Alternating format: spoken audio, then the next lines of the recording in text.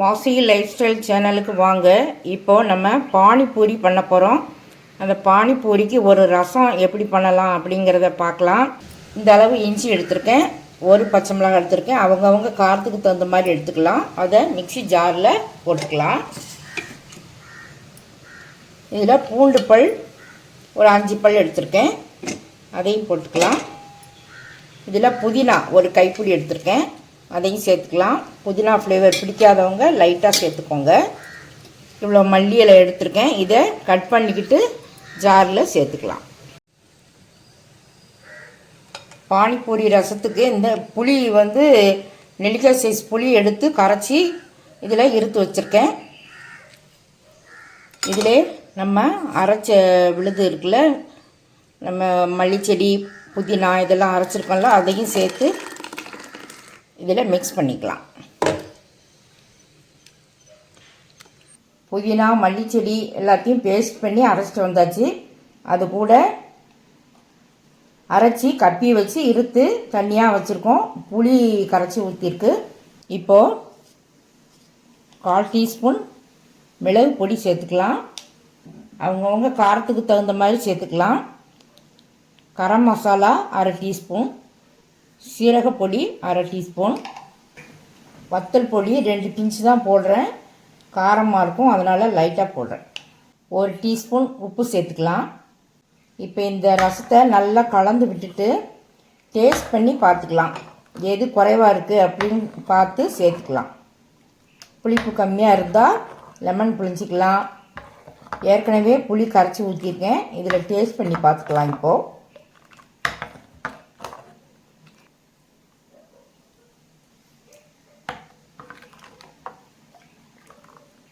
கொஞ்சம் புளிப்பு கம்மியாக இருக்குது, அதனால் லெமன் சேர்த்துக்கலாம்.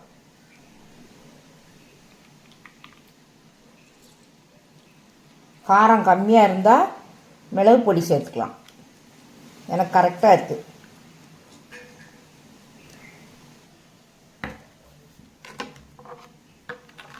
பெர்ஃபெக்டான பானிபூரி ரசம் ரெடி ஆயிடுச்சு. அடுத்து கிழங்கு மசாலா, பானிபூரிக்கான கிழங்கு மசாலா எப்படி பண்ணுறதுன்னு இப்போது பார்க்கலாம். கிழங்கு மசாலா பண்ணுறதுக்காக இப்போ உருளைக்கிழங்கை குக்கரில் ஒரு 4 விசில் அடிக்க வச்சு இந்த மாதிரி மதித்து வச்சுருக்கோம். இப்போ இதில் பல்லாரி வெங்காயம் பொடியாக நறுக்கி வச்சுருக்கேன், 2 வெங்காயம், அதை இப்போ சேர்த்துக்கலாம். பொடியாக நறுக்கிய பல்லாரி வெங்காயத்தை இப்போ சேர்த்துக்கலாம்.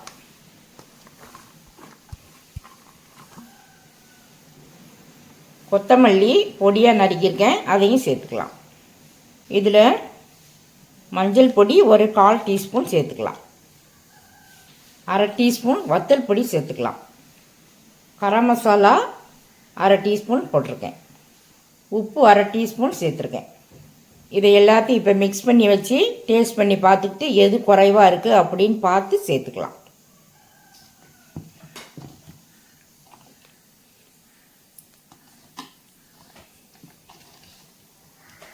மிக்ஸ் பண்ணிவிட்டு பார்க்கலாம். இப்போது பானிபூரிக்கு கிழங்கு மசாலா பெர்ஃபெக்டாக ரெடி பண்ணி வச்சுருக்கோம். இனி நம்ம பூரி எப்படி பண்ணலாம் அப்படிங்கிறத பார்க்கலாம். பானிபூரிக்கு வீட்டிலையே ரவை மாவு வச்சும் செய்யலாம். இது கடையில் ரெடிமேடாக இந்த மாதிரி விற்கிறாங்க. இந்த மாதிரி வாங்கியும் நம்ம பொரிச்சிக்கலாம். நம்ம இன்றைக்கி இதை வச்சு தான் பூரி பண்ண போகிறோம். அதை எப்படி பண்ணலாங்கிறத இப்போ பார்க்கலாம். இப்போது பூரி பொரிச்சிக்கலாம். இப்போது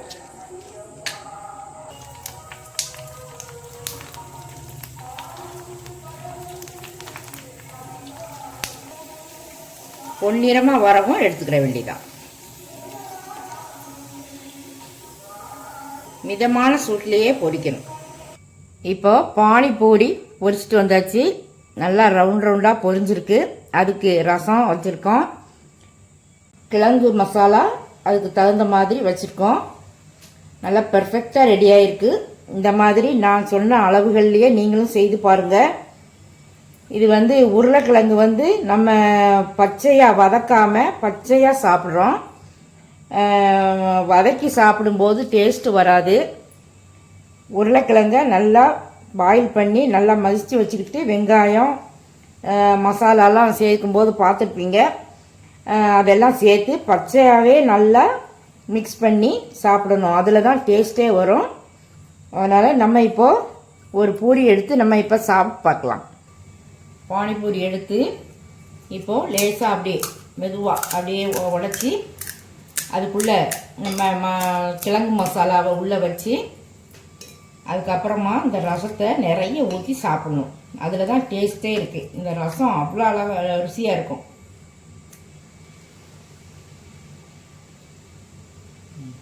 சிந்திரா சிந்துங்களே.